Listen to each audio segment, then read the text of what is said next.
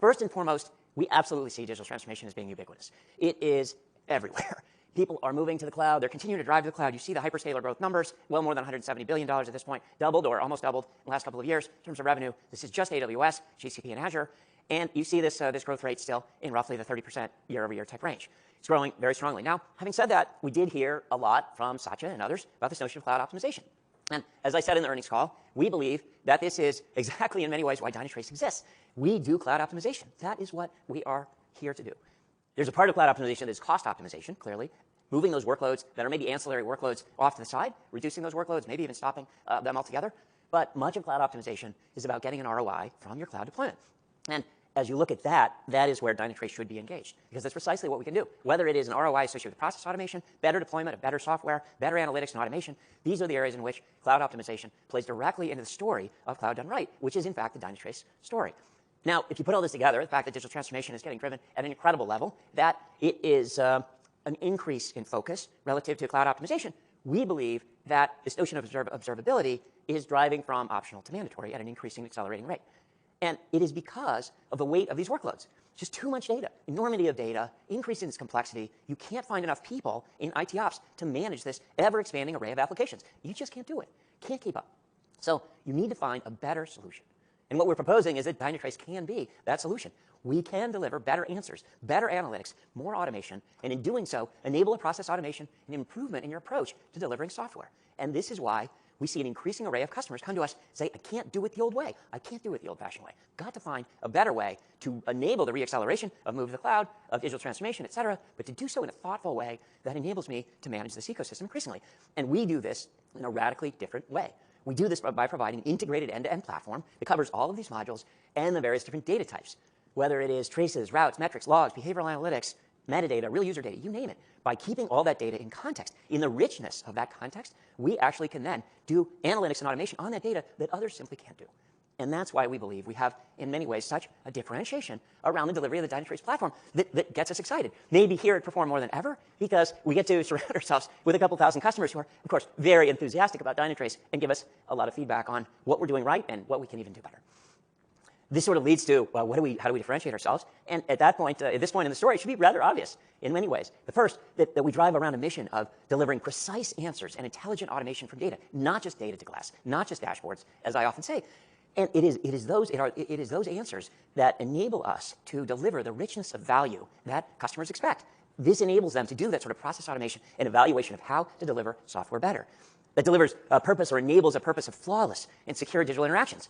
We think of this as a fundamental prerequisite to software working perfectly. You have to find a way to deliver perfect software from end to end. And by the way, this is really where you get into this notion of increased automation from the development team all the way through the IT ops team. And then finally, this notion of a vision of a world in which software works perfectly.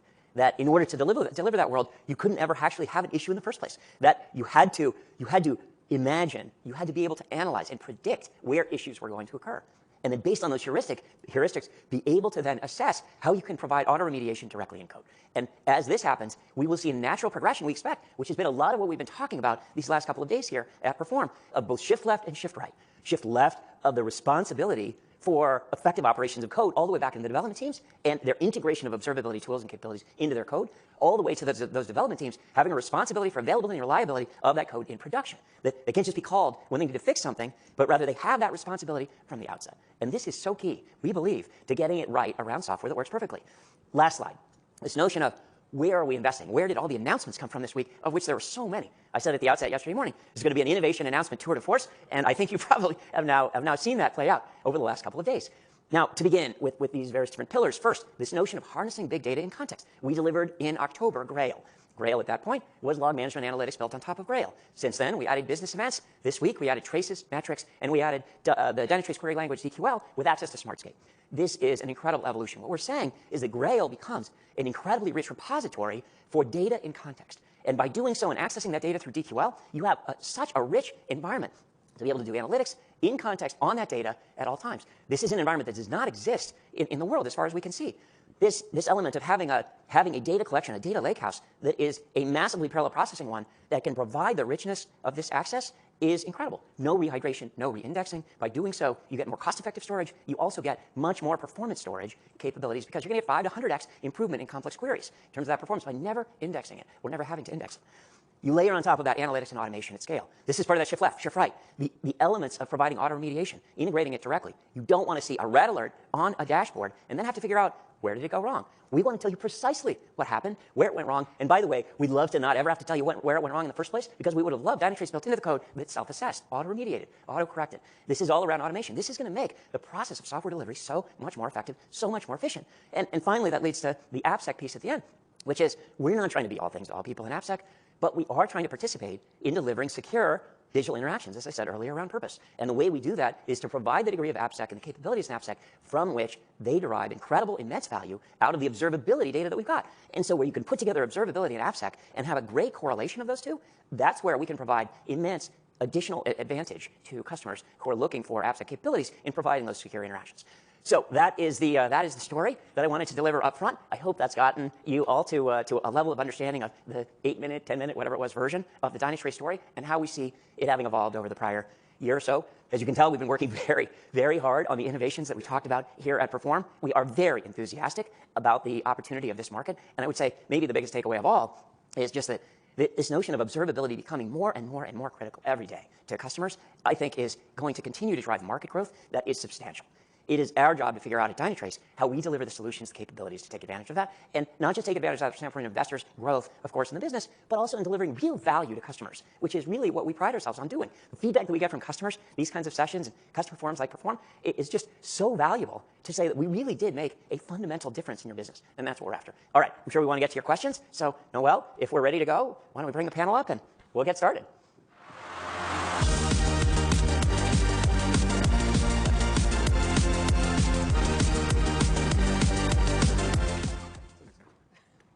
Have I done my job now? Can I go sit down? No, it's right here next to me. Okay. With our socks. Jim's got. Oh, who's got socks? Oh, but here we go. There we go. Yeah. Oh, who's that? Sorry. I didn't get the I didn't want to compete. All right, so let's go ahead and get started. Pretty much where one of the topics that you brought up in your prepared remarks was around just the innovations. And so we'll start off with Burned. Quite frankly, there's a lot that came out in the last day and a half. Is there anything in particular that is, more important than others, more important than some of the other announcements? Or which one's your favorite? Yeah, all of them are my favorites of the announcements. So, no, but that's actually the reality, because the key point is that all of those announcements are not individual sort of product pieces. It's all so well integrated into the platform, and they all interplay with each other. For instance, the new app engine can invoke automations, can invoke the automation engine, and also vice versa. The automation engine gets additional powers and, for instance, ecosystem integrations through building an app that runs an app engine. And both of them also access Grail. All of them leverage the same design system and so forth. So the whole power is everything together makes it super easy to access the data, analyze the data, use sort of all what's automatic there available in Dynatrace, but also build custom solutions easily. And foremost, it is secure because all is together. Because what happens otherwise? You need to send data from that system to that system to that system. Sort of there's automation, there's one database, and there's whatever Power BI. And then the teams all come up, oh, we need to buy data observability, oh, we need to buy a data flow analysis tool. And then the privacy teams in the company go like wild, and sort of all this is gone and remediated because the data is all there together and the functionality you need to automate on top of observability and security data and to analyze. Great. Awesome. So one of the things we announced was the inclusion of additional data types into Grail. So we had logs and now metrics and traces. Is this, do you feel like you now have all of the observability data types that we need in Grail, or is there more to come, or additional roadmap? So the answer is yes and yes. So yes, based on these announcements, and Rick perfectly listed them all, is that what the market sort of tries to define as observability is metrics, logs, and traces. But I think this is by no means enough. There is the business in this. There is the end user experience in this. We started out with Dynatrace always saying kind of, just that you know that one CPU on a server is at 90%, what is it telling you relative to the business, right? This is why we have also the best real user monitoring solution in Dynatrace, and all this tie user experience to the server-side data and to do automatic impact analysis on this. So mapping it back to the business. So, and I added implicitly here already one additional data type, and this is user experience and user session. So, and then we have so many more in Dynatrace. Not all of them are yet on Grail, but eventually it is a clear strategy that all will sit in Grail of what we have. And this is way, way more than just metrics, logs, and traces, because we have the entire smartscaping Grail, we have deep code level information, the whole user behavior information, metadata, we treat vulnerabilities different than problems, because we strongly believe that the quality and semantics of data matters. We don't want to be an after-the-fact symptom treatment. Oh, I've gotten too many alerts. Now let's figure out to do weird pattern analysis. That's too late. We want to start at the root where the information and the quality is best, and because we believe this is the best way to get precise answers that everyone can trust. So yes, we of course have those three, but there is way more from Dynatrace that will be great. So is already. Sounds like tip of the iceberg, continuous evolution. Yeah. Yeah, good. So today we announced DevSecOps Lifecycle app with our partner alliance with Snyk. And so maybe can you talk a little bit more about how that could make Dynatrace's AppSec product more competitive in the market? Yeah, so Dynatrace leverages the strength that we have from the perspective of observability for security. Interestingly, 6 years ago, customers asked me, hey, you have the best data in there and such a great agent. Why don't you do security? And I said, no, we never ever do this. This is not our business. But then they realized all the security vendors can't build agents. And we have the best. And actually, by now, it's the only agent that has this low overhead and is all just an all-in-one agent. And the Dynatrace One agent actually combines observability and security in it. And that is important because only such an agent is able to protect customers' applications from the inside out. Because, the whole idea of firewalls and you fence your entire IT, this is history. You know that the enemy is already in your network, so you need to protect each and every app and each and every service. And doing this from the inside is the best approach. And importantly, this works at runtime, always on, continuously in production. Versus pre-production approaches do very often scanning. This is only point in time. You never know what's really then in production, so you might have lots of vulnerabilities there. So, we do all the block in production, so this is one element. The other element of Dynatrace is that we do data-driven analytics for security, sort of like threat intelligence and the like. And this is where Grail comes in those announcements. And those give security teams superpowers that they couldn't do on just log-only solutions. So and now to come back to your question, actually, I know this is a bit long-winded. So that we focus on how primarily on the production side, because this is where the security offerings all are totally limited and very siloed. This does not mean that Dynatrace doesn't work in pre-production. We, of course, are also used for security in staging environments and continuous delivery and all those stages. But what we intentionally do not want to do is give the developers a static code and container analysis. I think this is what Snyk has done excellently, and we don't want to invest in this because they do this well. So partnering up with them gives then customers, especially then the joint customers, a super complete picture sort of for the developers. They get a pre-production container and code analysis, and from there, all the other steps are then handled with Dynatrace. And even joined together, we can provide feedback from production about the footprint to feed it back to the development teams for further automation along the delivery lifecycle so that security is baked into the automation. I think we should add Burn to earnings calls. Yes. Jim's and my job would be so much easier. So much easier. All right, then I have one last question for you, Bernd. At least for me, this will be your last question. You can relax your voice a little bit. But when you think about AppSec, and where do you think it can be in the next 5 years from now? Yeah, so I listed already sort of the spreads of abilities. But AppSec is all about automating the security challenges. I'm actually shocked about how little security is automated these days and how siloed the security experts all work.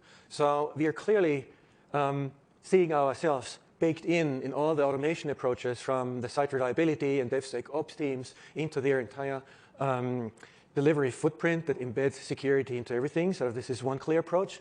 And then the other part that I see is that we will have completely revolutionized and sort of taken over that aspect of what today you would call, for instance, a SIEM type of offering, but we take a very different approach to this, also based on Grail and these abilities.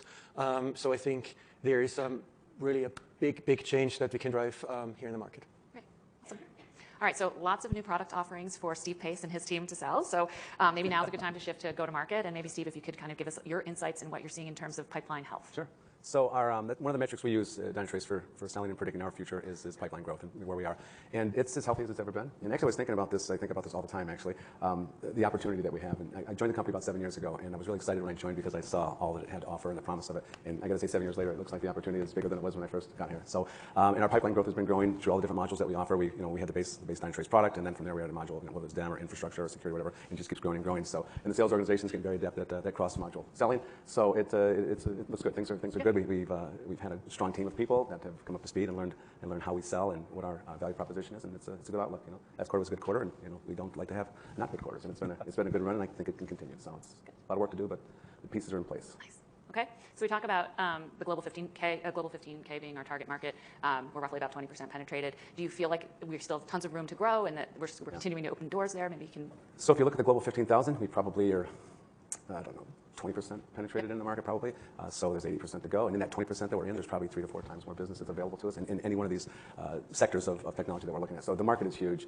The product is in the upper right and has been for years. And the third piece of it is, which it was great to hear, one of the feedbacks I got on the Perform this week was the third leg of the stool, I call it, and that's the people that make the product run and make the company run. And I've heard that from more than half a dozen people that I've talked to. And so as long as we keep innovation going like we do out of the software factory that we have, and keep that going, and the market continues to be strong, then it's execution, as you all know it always is with companies, and I think we have the right people to do that. So that's why, I think that's pretty much it. But yeah, keep hiring the right people, keep driving them, and with a hot market and great product, it's a great feature. Great. Okay. So then, shifting to competitive landscape. So you've been here for a while, and throughout your tenure, it's obviously been an extremely competitive environment. Has there been any marked shifts in the competitive environment? And then, when you are having conversations with customers and they do choose Dynatrace over a competitor, what has been kind of the resounding reason why? So the competition has been here since I've been here, and Bernd and Steve have been here a lot longer than I have. But it probably has been the same. There's always been competition. When I first got here, it was CA with Wiley and some BMC, and then that was the end of that. And then there was the next wave that came was a lot of AppD and New Relic, and for one reason or another, we kind of they're around a little bit, but in our market, not so much. And now there's the newer players, as you probably all know. There's Datadog out there, there's DYI, there's a lot of different competitors. And in our space, I mean, I think there's always going to be competition, but I think, again, back to the innovation, what the product does, how it's expanded from a tool to a platform. And that was a big deal for us. When we went from a single APM product, we expanded out to a platform with all the capabilities that a platform offers. It really kind of differentiated us. So competition's always there, but in our space, when we get a chance to get in front of the customer and talk about the product and do a proof of concept or whatever, we usually start out way in advance of the competition. So it's always going to be there, but yeah, we're doing okay. Okay, good stuff. All right, so moving on from Steve with new customer acquisition, why don't we move into kind of expanding within our install base, and that's really kind of Matthias's sort of area of expertise, being the responsible for renewals and expansions. We recently talked about our retention rates being kind of in that mid 90% range, which is really kind of best in class almost for kind of the industry. What is your team doing? Has your team done something specific to kind of help drive those such high retention rates? So, I mean, renewals and expansions is a follow function of running a healthy customer-focused business. So, and then Bernd and Steve make my life pretty easy in driving innovation and creating really sophisticated product value for our customers. So I think that's a foundation where I can then build on with my customer-facing teams in making sure people understand very quickly what the value is of our platform, how they can drive very fast adoption, and actually get Dynatrace out everywhere. So we have been investing in customer success teams and customer success approaches over the last couple of years. Actually, in every cohort where we have good coverage, we see a direct impact on return on investment. We have built a very sophisticated customer intelligence backend where we see what do customers do, how do they adopt our platform, how do we make progress, and we can proactively help them and go after those use cases to make sure that there is a super healthy and fast time to value. And I think those recipes are a foundation of then having a decent retention rate in the end. I also hear frequently, and specifically this week, how highly skilled, how sophisticated our professional services team working with customers is, how they love to work with those teams in team augmentation or project-based. So I think that's another aspect of Dynatrace, that we can provide not only a high quality and high sophisticated product, but also the expertise on top in the field globally to make those super large projects actually happen in a pretty short of time. Great. Okay. So then I think this kind of flows right into kind of net expansion rate. In the third quarter, we talked about net expansion rate dipping just slightly below the 120% where we've been, which wasn't unexpected, just sort of given kind of the macro and some of the commentary coming into the call. So maybe could you provide a little bit of color around what you're seeing in terms of expansion trends today within our customers? And then what do you think it could be potentially in the future? So I believe we are in a pretty healthy corridor anyway. And yes, it was not 120, it was, I think, half a point, I don't know. So it's pretty sharp there. I mean, net expansion rate is always a function of low churn, plus expansion. So those two things come together. And I think we play pretty healthy on the retention side. So on the expansion side, it's maybe a little bit more on scrutiny in how fast people want to expand. So sometimes we see 2 bites instead of one big one right now. And maybe expansion budgets being a little bit more tougher questions within the customer base. So I think that's maybe the pattern of this past quarter. But I see a very healthy environment, a lot of traction and question from customers. And I strongly believe that there is a really healthy future going on with that. Great. Okay. So now, Rick, this is for you. All right, so we talked about new logos, we talked about net expansion rate. Something I know that's near and dear to your heart is partnerships and relationships with both hyperscalers and GSIs. Investors, that I get questions from often are kind of like, how big is the potential for partners to influence the business in the future? So where are we today, and where do you think we can be in the future? Well, let's see. So over the last year, partner influence deals have moved from around about 59-60% up to 64-65%. So we're sort of in that range. We've added about 5 points of mix to partner influence deals. I think it's going to continue to grow. And I believe that global system integrators, for example, are a great area of focus for the company. It seems to me that one of the things we want to do in observability is compress the time between the cloud migration, cloud deployment, and observability decision. Right now, those things are still delayed, or observability is delayed from the former decision. We want to slam those together and have those be simultaneous. We saw this already in one great example, 7-digit deal for us last quarter coming out of LATAM through a GSI. It was a deal that we wouldn't have known about, that we were in because of the GSI, and it was a deal that closed simultaneously on Dynatrace as it did on the broader portfolio of cloud migration. It's exactly the kind of motion we want to be seeing and driving. And we really do believe that the expansion of the relationships with GSIs is key to that. We have gone from 9 months ago, 12 months ago, essentially 1, 2, 3 GSIs to now around 10. These are 10 that are in the Garden Magic Quadrant for GSIs, so these are big ones. And we're evolving those partnerships in a core way. On the hyperscaler side, today, it is primarily a contract takedown mechanism that we have customers that want to utilize hyperscaler paper to take the agreement because it happens faster that way, and they want to use it to draw down their contracts with hyperscalers. Over the course of time, we certainly expect there's an opportunity for expansion there as well for more deal origination coming from the hyperscalers. So these are core areas of the strategy to continue to expand our opportunities in the market. Okay, yeah, go ahead. Question. You talked about new logos, which I think I may have glossed over, and then Rick made me think about something again. For new logos for us, I mean, that's the lifeblood, obviously, of the growth of the company. So a year or so ago, we decided to really focus on our new logos with a different organizational structure, and we added something called a strategic acquisition group. And they're more of in the classic hunter versus farmer, because in Dynatrace for years was more of a farmer kind of led organization. So that's proven to be a big kick for us in terms of our expansion around the world and the new logos. And then Rick's point on the GSIs, that has been another accelerant to the fire. We can't get around the world, although we are around the world, but not to the levels that we want to without the GSIs, and they've been very, very key to our new logo expansion as well. So I think those two elements. It's just, I want to make sure y'all understood that we're addressing that head on, and it's showing early great result at this point. So we're going to continue down that path. Great, awesome. Thanks for adding that. That's a good point. Carrying on with the hyperscaler piece, you talked about optimization on the earnings call. You talked about it here in your prepared remarks. We continue to get, just investor inquiries around, why wouldn't Dynatrace have the same sort of slowdown effect as the hyperscalers? So maybe boil it down a little bit more detail, super direct around, why wouldn't we have the same sort of impact as some of our peers are seeing in terms of cloud slowdown? Great. I'm happy to start. Steve Tack, I'm going to give this to you in a second to add on, since I think your answers to this are at least as good as mine. My view is that, as I said earlier, we are a solution to cloud optimization. I know that I keep saying that, but customers think of us in that light. And so the result of it is that a hyperscaler slowdown does not have a direct correlation to our business in the same way if that slowdown is occurring because of cloud optimization, because we are part of the antidote to that problem. So that's the way I see it.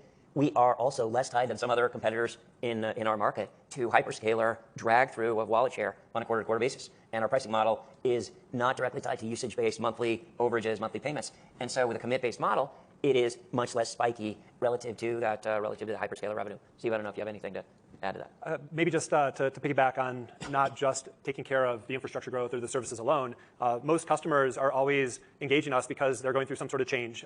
Change creates unknowns, instability, whatever that might be, and that's really what creates opportunity to bring observability and security to those new areas. And so we saw it, even with some belt tightening, that just made it that much more important for this software side of innovation to be up at front and center. It's what drives concepts that we talk about automation.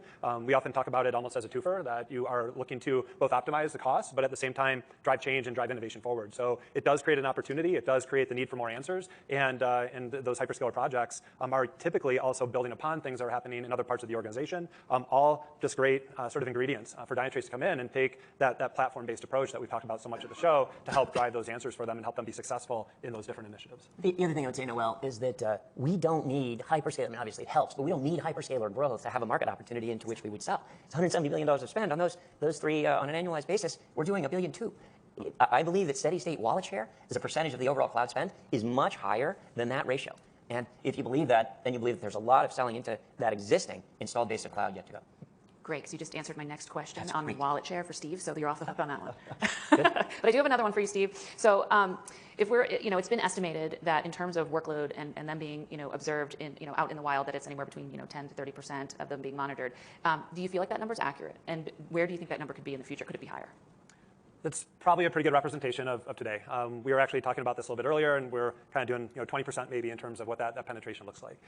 That number could absolutely be higher. I think enterprises are looking to drive that up, and there's a couple reasons. I mean, one is just if we think about how a couple of the themes we talked about, both silos collapsing, that's happening not just because of the efficiencies alone, but as people go more cloud native, hyperscaler services, just everything's connected. We talked about like retailers. It's not just that e-commerce front end, it's the logistics, it's the inventory. All these different systems need to work together. So it's not just a desire to go further and farther. They need to continue to run the business. But there have been maybe some challenges with either other solutions, the fact that they didn't have the data together, together. There wasn't the right sort of analytical power to drive answers on top of that. And so that's where a lot of the things that Bernd had talked about, and that you, maybe for the people in the room, saw from the different solution leaders, Dynatrace is taking a very different approach where we're looking to unlock those answers. I think if you look at competition, they're very siloed into specific data types, very siloed into a specific persona, and that inherently limits their growth, where Dynatrace has an opportunity to go much broader. I think 50% penetration is not something that would be that much of a stretch goal in the near-term future. The analytics, the answers, the automation are what are going to power that.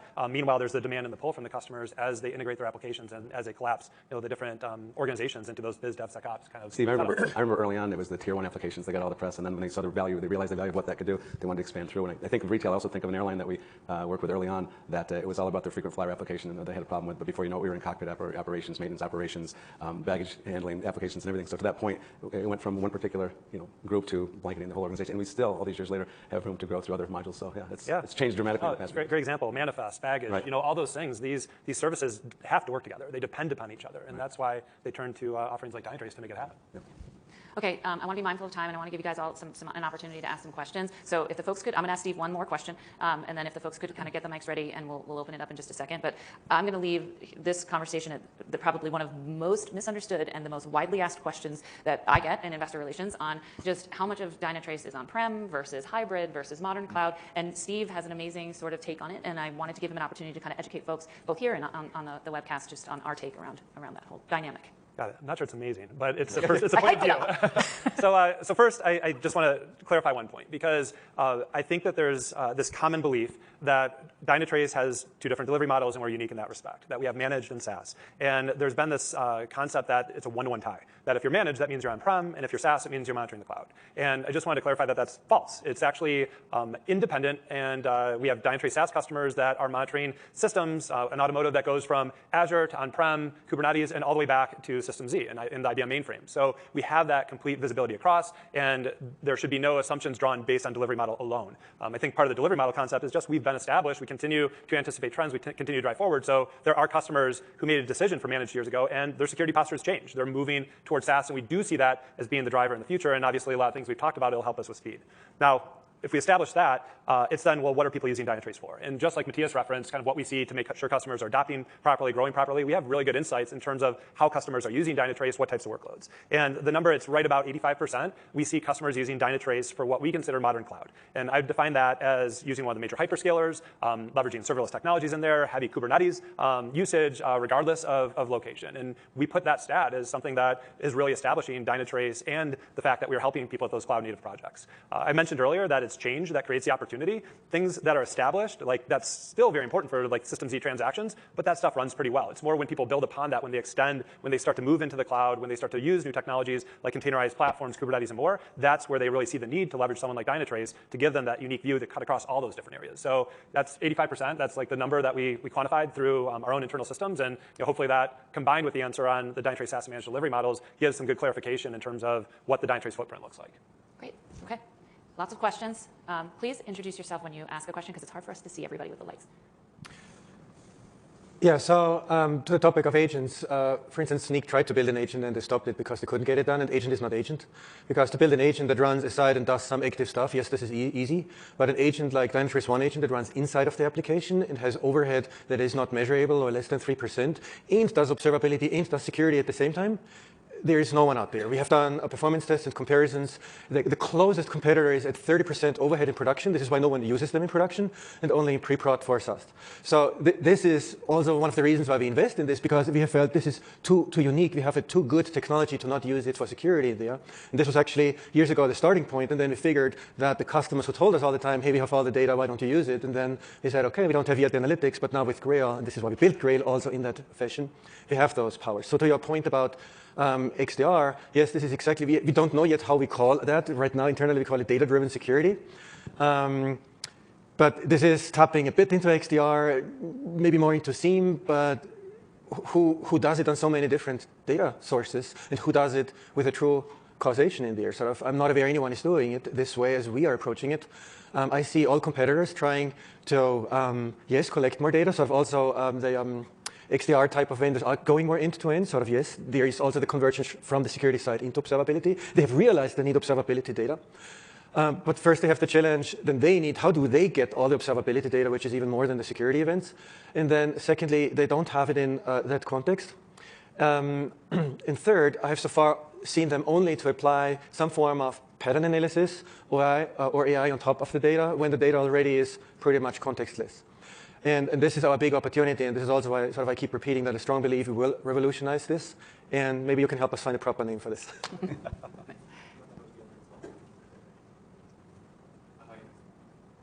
Hi, it's Keith Bachman from Bank of Montreal. Jim, I wanted to direct a question for you. You haven't gotten any today. I have some for him. I'm saving the best for last. I was going to ask Noel for some popcorn. So Bernd gave us his top-down visibility or views on what's most exciting for him. I wanted to ask the same question for you, representing the investor side. As we look out over the next year or two, there's a lot of announcements today. The extension to Grail, App Engine, et cetera. How should we think about the potential impact to ARR of all the new product announcements? Yeah, I mean, obviously, I'm not going to give you specific guidance, but I think what you heard today was just a massive extension of the addressable market that we have. So the addressable market was already big to begin with. It's just extended to be even bigger. Obviously, we're dealing today with some macro headwinds. You hear it, you see it from all competitors and vendors that are out there. So to me, putting a number for ARR kind of over the next year is really kind of missing the point a bit, that it's a massively growing market today. The market is expanding. Our ability to go after more use cases is expanding. So there is certainly a case that we could see a continued reacceleration in the business, but it's a matter, one, of macro conditions changing, and then two, execution. This is an execution game, guys. We are not gated by capability. We are not gated by technology. What you've seen is innovation is alive and well. It's about kind of packaging, pricing, and execution. And I think if we can do those things, then I think the ARR acceleration is there in the future. Okay. Cash? Thank you very much. Cash Rong with Goldman Sachs. Noah, good job with questions. Oh, thanks. Pointed, direct, and fearless PDF. But that doesn't stop us from coming up with our questions. So one for Rick. This has been the first opportunity, I believe, for you to get in front of customers in a user conference context. What are you hearing from customers? We're not in a recession. Maybe we're not yet in a recession. What is the holdback from the customer perspective as to why things are stalling a little bit? And secondly, since it's been a year plus on the job, I'm sure you've had a fantastic opportunity to study the landscape and have a view on how this industry evolves. But it does look like in the last couple of years, if you are to take a slightly critical view, everybody's doing everything, right? The cast of characters. Everybody is in each other's business, APM. And when you watch the demos, your technology is absolutely impressive. I think I studied every single demo out there. It's rock solid, very impressive. But I'm not able to tell the difference between multiple demos. After sometimes they all seem to blur with each other. So from a customer perspective, industry perspective, how do you stand out? And when the game's done and the musical chairs stop, how do you ensure Dynatrace is the one that is the winner of the table? Thank you so much. So, Cash, thanks for the question. Always effective. Let's see. First, this is my second perform, not my first. Although the first one, I was in a recording studio down the hallway. So we didn't actually have any people here, so it was a little bit different than it was this year. Headed to your second point. The energy coming out of perform. For those of you on the webcast who haven't been here, the energy is just incredible, amazing. I've been doing customer meeting after customer meeting, and getting captured in hallways. What strikes me as maybe most vibrant is the energy coming from customers on what they want to do with us. They're already enthusiastic as to what they're accomplishing with the platform, and many of them feel that there's so much more to be had, so much more to be realized. And so a lot of the questions are, how do we unlock that for them? And we get Matthias's team and Steve's team involved with them to make sure that we really can engage them to have this be an evolved solution of everything from process automation, people automation, and of course technology to deliver against that. So I think that's key. From the standpoint of macro and the macro environment, to Jim's point, there's reticence. People don't know what's going to happen. You've got a very tight labor market. You've got ongoing, persistent inflation. Didn't come down from 6.5, 6.2%. It was at 6.4% CPI the other day. So it continues to be nagging. There's still a wonder as to what the Fed's going to have to do in interest rates. You still have geopolitical impact globally, particularly in Europe, but also now in Asia. So there are challenges. This is why we continue to be, we believe, prudent in our outlook in terms of OpEx so that we can continue to deliver what we've indicated to the market in terms of top line and bottom line management, which we believe we do at least as well as anybody else in our industry to provide that degree of balance and balance growth with profitability. So these are all key elements, I think, to the question. Okay. And then Fatima, I think that's Fatima. We'll end with you, but I also want to give Jim a chance to answer one more question. Oh, sure. Okay. Oh, I'll get to Jim, don't worry. Okay. Fatima Villani from Citi. Thank you for taking the questions. Stephen Pace, I have a question for you. You talked about having a very healthy pipeline, and the pipeline has just compounded in the time you've spent at the company. Can you characterize for us if the bulk of the pipeline growth has come from customer environments expanding or the complexity of these environments increasing? And what I'm trying to get at is, some of the commentary around the estate coverage you have with a lot of your customers, could ratchet up to 50%, right? Yeah. And maybe it's sitting at 20. So what's really driving that behavior? And then as you think about, some of what you all have telegraphed with respect to the platform, DPS, Dynatrace Platform Subscription subscription product. How does that dovetail into how you think about pipeline risks or opportunities as you change that model with more and more of these products coming down the pike from what Bernd's talked about? Let me start with the second question, the second part first on the DPS. I believe the DPS for us is going to be something that makes it a little bit more easier for a customer to deploy.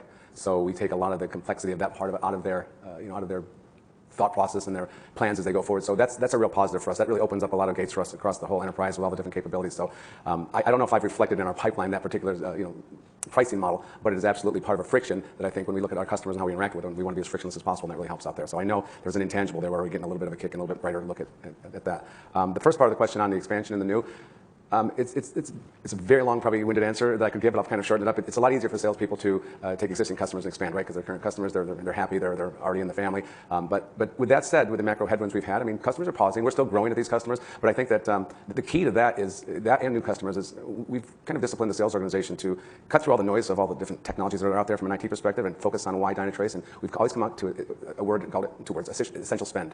We have really, I think, captured a narrative with our customers that if we're an essential spend for you, that's going to continue to have you grow within your organization. And that for the new customers that we bring on board, that's really helped out a lot there. So the balance between the two, I think maybe, I don't know what our numbers were last quarter in terms of how much was expansion versus new, but you did see the new kick up a little bit last quarter. And I think because of the focus on that, that's probably helped out a lot. And I think just because of maybe the pause on, because of the macro headwinds, people are continue to buy, but maybe just a little bit less until they found out what was going on. So they're still both healthy. They're still both trending in the right direction. But we always kind of look at the markets and what's going on with them. I remember when COVID hit, we took probably a 30-day pause, like what's this going to mean? And our state and local government business went up, and our retail business went up. It was amazing. People said, if I'm going to survive, I've got to complete my digital transformation initiatives or whatever. And it was huge in some customers around the world. So we had that, and then the macro headwinds here as well, with the economy. And we didn't really know what was going to hit. I don't know if anybody did, but when it came right down to it, customers and companies knew that the only way to survive was to continue down that digital path. So this essential spend thing that I keep talking about, really, I think it can plow through the macro environment. Now geopolitical is different, and when it gets really crazy, and we'll see how that one works too. But the first couple balls that were thrown at us, we've been able to take care of with our existing customer and getting the new customers on board. So the only thing I'd add to that, Steve, is that I think in particular on the new customer side, that you have an expanded go-to-market motion now, even more so than we had, call it a year ago. We're actually doing business, not in I would say, a significant way, but we are doing business now with some of the GSIs. We weren't doing business like that with the GSIs kind of a year ago. And so I think the new logos now, you have multiple ways of them coming in. It's not just Steve's direct sales force. We have leads coming in. Rick mentioned it. We're starting to see an increase in channel leads. And so I think it takes a village, so to speak. There's a measurable pipeline increase because of the GSIs. I mean, we measure them by GSI, by vertical, by stage in the pipeline, by reality of it. So it's very much an upshot from a year ago. So that's an important piece of the growth as well. Yeah. All right, so last question. And this is for Jim. And I stole this question from one of our analysts who was doing diligence on Dynatrace, and I just thought this was just a great question. So I'm stealing it. In a world of uncertainty, what aspects of the business are you the most certain about as we look beyond fiscal 23? What am I most certain about? I would say one of the things that, and I've said this to a few investors, and I'll say it out loud to the group here, that one of the things that really excited me about coming to Dynatrace was the market. So I believe in the market. I believe in the growth in the market. I did some channel checks on the company and believe in the company. And I'd say the third area is I really liked the way the company managed itself. Very balanced model of growing the top line and managing spending and profitability and doing it in balance. And so going to your point about what am I most certain of, I'm most certain that we can manage this company in a very balanced way. You're seeing announcements from competitors, peers in the tech industry that are going through layoffs, and they're doing things that I would say are difficult for them. They're distracting. And they're distracting because they had lopsided business models. We've not had a lopsided business model. We've had a very stable business model. So our ability to tune the model I'm most certain about, and tune in a good way. If in working with Steve, if we start to see demand pick up, we can tune the model to make more investment in sales and marketing. So we'll continue to make investments in a significant way in R&D, and we can scale up go-to-market based on when we see demand. So I'm most certain about our ability to manage the business in a very balanced way. Great. Okay. So did you want to close up on anything, or you want to just leave it as let me just close before you close, Noelle, and just say, look, I've been in the role for about 14 months. I've spent a reasonable amount of time with all of you, which, or at least I'd like to think that I had, out in the field at conferences, on non-deal roadshows with investors and others. And I have to say, I really appreciate the engagements and the personal relationships. I learned so much from each of you, from your perspectives on our business, and I hope you feel the reverse is true too. I hope that you feel always that we are as transparent with you as we can be, given the circumstances and environment, and that we really are, in some sense, in it together. One thing is certainly true. We believe, or I should say I believe more fervently than ever, relative to when I started 14 months ago, that I made the right choice to come to Dynatrace. It is a great company. It is a great company with great people. I can't believe the amount of innovation that we deliver out of this company, out of Bernd's organization in particular. I can't believe the opportunity that we have ahead. And I can't tell you firmly enough just how much I believe that the market is moving to a point where observability is going to be critical, even more than it is today, where it becomes mandatory. We need to be ready to catch that. And by God, I am all in on making sure that Dynatrace is ready to grab that ball and run with it, as we are doing so today and on into the future. So thank you again for being here. Thank you for your partnership, and very much look forward to continuing to work with you over the coming year, and look forward to seeing you back here next year. Awesome. Well, thank you. I don't know how I can top that. So again, thank you all for being here. I know it's a busy time for you. Thank all of you guys for taking time out of the Perform schedule to be here to meet with investors. We're almost done with Perform. I think there's a AppSec customer panel that's coming up on main stage this afternoon, and then Bernd is going to wrap us all up. And then don't forget about Tony Hawk. So those are the 3 plugs for the rest of the event. Bernd even. Oh, yeah, so Rick gets to wrap up. There you go. Good. All right. All right. folks. Thank you very much. Thank you.